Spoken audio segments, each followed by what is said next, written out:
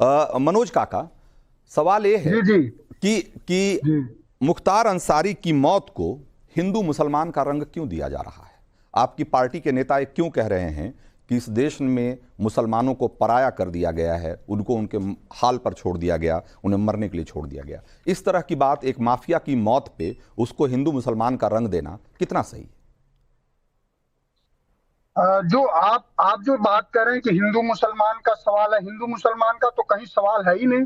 मैं समझता हूं कि हमारे नेता, हमारे मुखिया तो सर्वोच्च माननीय अखिलेश यादव जी हैं पार्टी के। और मैं आपको उनका एक ट्वीट ही पढ़ के सुना देता हूं, जो सुन लीजिए आप। हर हाल में हर संस्थान पर किसी के जीवन की रक्षा करना सरकार का सबसे पहला दायित्व और कर्तव्य होता है। सरकारों पर निम्नलिखित हालातों में, किसी भी हालात में, किसी भी बंधक कैदी की मृत्यु होना न्यायिक प्रक्रिया से लोगों का विश्वास उठा देगा। थाने में बंद रहने के दौरान मौत हो जाना, जेल के अंदर आपसी झगड़े में मौत हो जाना, जेल के अंदर बीमार होने पर मौत होना, न्यायालय ले जाते समय मौत होना, अस्पताल ले जाते समय मौत होना, अस्पताल में इलाज के दौरान झूठी मुठभेड़ दिखा करके, झूठी आत्महत्या दिखा करके, किसी दुर्घटना में हताहत दिखा करके, ऐसे सभी संदिग्ध मामलों में सर्वोच्च न्यायालय के न्यायाधीश की निगरानी में वो ट्वीट हम लोगों ने भी देखा है मनोज काका, वो ट्वीट हमने भी देखा है। मेरा सवाल ये है कि हिंदू मुसलमान दिखा नहीं, आप सिर्फ आपके नेता सिर्फ अखिलेश यादव हैं, तो आप फिर बाकी नेताओं से कहिए कि वो कोई बयान न दें। आप आईपी सिंह का आप ट्वीट देख लीजिए। आप कल हमारे चैनल पे आपके पार्टी के प्रवक्ता मनोज यादव जुड़े थे। ऐसे बहुत सारे लोग हैं जो कि लगातार कह रहे हैं कि जहर देकर इनकी हत्या हुई है, इसकी जांच होनी चाहिए, हिंदू मुसलमान का रंग देने की कोशिश कर रहे हैं। सवाल यह है कि अगर सिर्फ इकलौते नेता हैं आपके पार्टी के, तो फिर उन्हीं की बात हम मानेंगे, वरना बाकी लोग भी तो बोल ही रहे हैं ना। रंजीत, हम तो पार्टी के सर्वोच्च मुखिया की और पार्टी की जो लाइन होती है, हर व्यक्ति की लाइन का जवाब देने तो आपने बैठाया नहीं हुआ है।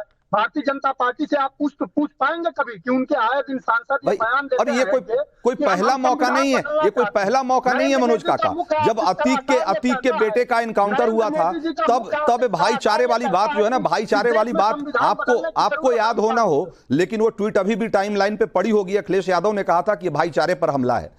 तो जब कोई इनकाउंटर होता है किसी अपराधी का, तो आपको भाईचारा दिखने लगता है उसमें। आप रंजीत, आप उत्तर प्रदेश के बारे में नहीं जानते हैं? बिल्कुल जानता हूं, 1986 को बिल्कुल जानता हूं। आपको ये गलतफहमी क्यों हो रही है कि मैं उत्तर प्रदेश को नहीं जानता हूं? और कौन सी नई बात आप बताना चाहते हैं उत्तर प्रदेश के बारे में, मुझे जरा बताइए। क्या आप ये बताना चाहते हैं, क्या मैं आपको बताऊं उत्तर प्रदेश की कुछ इतिहास बताऊं, राजनीतिक इतिहास के बारे में? आप मुझे बोलने के लिए बुलाए हो कि बस अपना ही कहानी सुनाने के लिए आप बुलाए हो? तो बुलाए मत करो। नहीं तो आप ये जो जानते हैं, दिलीप सिंह के बारे में आप जानते हैं, भूषण चांद सिंह के बारे में जानते हैं, सबके बारे में जानते हैं। हाँ। सबसे ज्यादा अपराधी अगर उत्तर प्रदेश में किसी जात के हैं तो मुख्यमंत्री के स्वजाति लोग हैं। उन पर कार्रवाई कोई नहीं होती है। आप सबके साथ न्याय का जो आर्टिकल 14 में संविधान के अनुच्छेद 14 पढ़िए कि everyone is equal before the law, कानून के सम्मत सभी लोगों के साथ समान व्यवहार होना चाहिए। समान व्यवहार होना चाहिए। तो ये व्यवहार करने में हमेशा माफियाओं को के साथ तरजीह क्यों रही? भाई अगर आप ही की सरकार में, आप अगर देखिए रुंगटा से लेकर, सिर्फ मैं मुख्तार अंसारी की बात करूंगा अभी, रुंगटा से लेकर अवधेश राय से लेकर और कृष्णानंद राय तक सारे मामले, सारी वारदातें आपकी सरकार में हुई, और 20-20, 15-15, 18-18 साल उसमें कोई कार्रवाई नहीं हुई। सारे बड़े माफिया आपके राज में पनपते रहे, संरक्षण पाते रहे। उनके खिलाफ कार्रवाई क्यों नहीं हुई? आम आदमी को इंसाफ पाने का हक नहीं है क्या मनोज काका? क्या आम आदमी को इंसाफ पाने का हक नहीं है क्या? ये माफियाओं के हाथ सताए जा रहे लोगों को इंसाफ पाने का हक नहीं है क्या?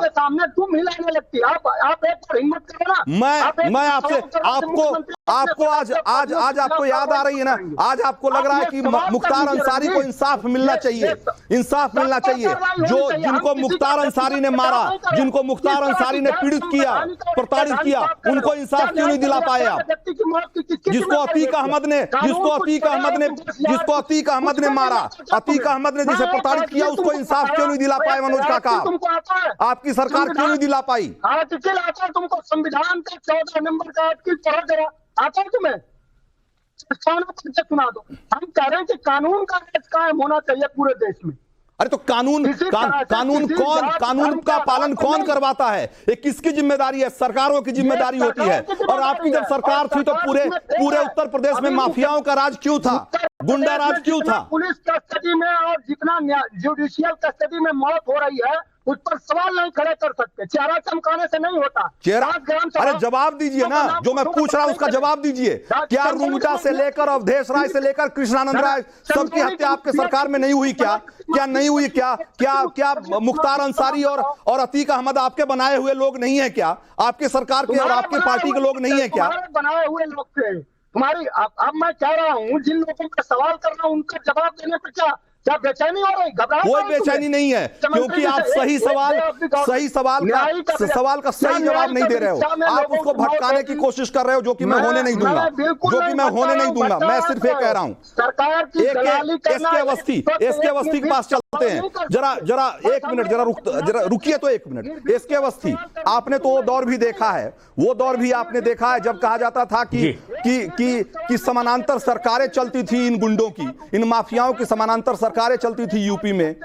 आपने उस दौर को देखा। जरा 2-4 घटनाओं का जिक्र करिए, मनोज काका को जरा समझ में भी आए। देखिए, ऐसा है कि मैं 1976 में विभाग में आया था और 2003 में मेरा वास्ता पड़ा था मुख्तार अंसारी से। 27 साल की नौकरी मेरी हो गई थी। मैंने इस दौरान में बड़े बड़े बबलू श्रीवास्तव, मुन्ना बजरंगी, ये जीवा, कई अपराधियों को, बड़े चिन्हित अपराधियों को, मोटे मोटे अपराधियों को, अतीक अहमद को मैंने देखा था और इनसे मेरा वास्ता पड़ा। 2003 में मुख्तार अंसारी जब यहां पर थे, तब उस समय मायावती जी की सरकार थी और ये सदन में आए हुए थे शक्ति परीक्षण के दौरान, और उस समय पहला वास्ता पड़ा था। इसके पश्चात ये दोबारा से 2003 में जब आए तो ये जेल के अंदर, अब एक मैं और बात कहना चाहूंगा कि मेरा लखनऊ डिस्ट्रिक्ट जेल पर पोस्टिंग मेरा होम डिस्ट्रिक्ट लखनऊ होते हुए भी की गई थी, क्योंकि मैं कुछ मेरी छवि अलग रही थी और मुझको वहां भेजा गया था। और इत्तेफाक ये रहा कि इन्होंने उस दौरान मुझसे विवाद हो गया, मुझ पर पिस्टल तान दी थी, यहां तक की घटना हो गई थी जेल के भीतर। और उस जेल के भीतर पिस्टल तान घटना के जेल के अंदर 2000 जी ऐसा था। इनसे मिलने के लिए एक शख्स आया था जो कि पिस्टल लेके आया था। मैंने तलाशी के लिए रोक दिया उसको। इस पर ये आ गए, इन्हें मालूम था कि ये वेपन लेके आया है और इन्होंने गेट पर ही वहीं पर उसके कहा कि आप तलाशी नहीं लेंगे इसकी, हमसे कहा। मैंने कहा नहीं, तलाशी तो मेरी ड्यूटी है, बगैर मैं तलाशी के किसी को नहीं जाने दूंगा। ये इन्होंने कहा कि आदमी मेरे 2 जा रहे हैं, इनके बढ़ रहे हैं, इनको रोक के दिखाइए, हिम्मत हो तो। द एंड उन्होंने उनसे पिस्टल लेकर मुझ पर तान दी। ये कांपने लगे, इनका ब्लड प्रेशर हाई हो गया, इन्हें इनके लोगों ने पकड़ा। इस तरह से कौन सा साल था? दबाव पड़ा, कौन सा साल था इसके अवस्थी? साल कौन सा था? 2003 की बात। और सरकार किसकी थी? 2003 की बात। और सरकार किसकी थी? मायावती जी की सरकार थी उस समय। हाँ, ठीक है। मायावती जी की मिलीजुली सरकार थी। बता रहे हैं कि बहुजन समाज पार्टी ये आपकी और भारतीय जनता पार्टी के अलायंस की थी। ये नहीं बता पा रहे हैं आप। हाँ, ठीक है मनोज काका जो अभी परते उधड़ने लगी ना, परते उधड़ रही है तो आपको बहुत आपको तकलीफ होगी। जरा सुन लीजिए ना, सुन लीजिए। ऐसे 1-2 अधिकारी नहीं है, ऐसे दर्जनों अधिकारी हैं जो जिन्होंने। आपकी हिम्मत नहीं है। एक मैं कह रहा हूँ कि कोई बात कानूनी करिए, कोई वैधानिक बात करिए, संवाद में बुलाई। ठीक है, एसके अवस्थी आप इस बात को कंक्लूड करिए। फिर क्या हुआ? एसके अवस्थी, हाँ, हम लोगों को क्यों बुला देते हो भाई? हाँ, मुझ पर दबाव पड़ा कि एफआईआर दर्ज न कराई जाए, लेकिन मैंने एफआईआर आलमबाग थाने में दर्ज कराई और ये मुकदमा चला। और 2013 में मेरा रिटायरमेंट हुआ, तब तक ये ऐसे ही चलता रहा, मेरी पेशी तक नहीं हुई। 2014 में मुझे बुलाया गया, तब मेरी पेशी हुई। एक बात मैं और कहना चाहूंगा कि 2003 में इतनी बड़ी वारदात हो जाने के पश्चात भी मुझे 2010 में गाजीपुर ट्रांसफर कर दिया गया। गाजीपुर भेजा गया, जहां पर कि इसका एक छत्र राज्य था, इसका दरबार लगता था।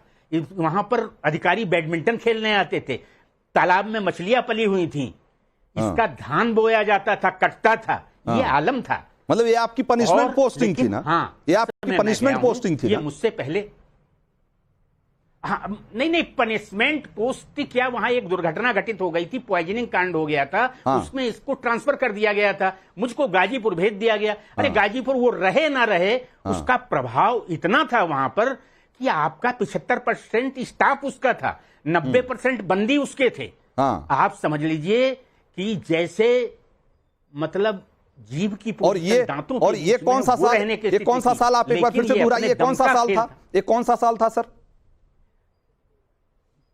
2010 की बात है, 2010 की बात है। हाँ, 2010 में जब मैं गया हूं तो जाहिर सी बात है सर, 10वें दिन तो समाजवादी पार्टी की सरकार रही होगी ना? हुआ जी, मायावती की, सॉरी, हाँ 2010 में मायावती की होगी। हाँ बिल्कुल बिल्कुल। अब इतना तुम मुझे कहां कौन सी हाँ, नहीं ठीक पार्टियों है, से क्या लेना देना मेरा? हाँ नहीं ठीक है, मैं तो ये जानना चाह रहा हूं कि ये सब चीजें जब हो रही थी, लेकिन मैं सीधे सीधे 2000 जी जी जी तो उस समय मैंने मतलब वो माहौल बनाया कि वहां पर चला तो चल गया कायदे में, लेकिन कोई इत्तेफाक रहा कि किसी की हिम्मत नहीं पड़ी और जेल एक तरह से बहने लगी। ये एसके अवस्थी जैसे अधिकारियों को आज की तारीख में सुनना इसलिए सुनना जरूरी है कि आज जो मुख्तार अंसारी की मौत को लेकर इतना शोर शराबा हो रहा है, इतनी इंसाफ की बातें हो रही है, बड़ी बड़ी बातें हो रही है कि भाई इस देश का लोकतंत्र, इस देश में संविधान, इस देश का कानून सब खतरे में है आज, क्योंकि एक माफिया की मौत संदेहास्पद स्थिति में हो गई है। सवाल ये उठता है कि जब ये माफिया, ये गुंडे जब पूरी व्यवस्था को ताक पर रखकर, या यूं कहें कि जिसके सामने पूरी व्यवस्था बौनी पड़ जाती रही है, जब इनका आतंक था, उस समय ये सारे लोग जो आज इस पर पॉलिटिक्स कर रहे हैं, वो लोग कहां थे? ये वो सवाल है जिसका जवाब उनको देना ही पड़ेगा। रिजवान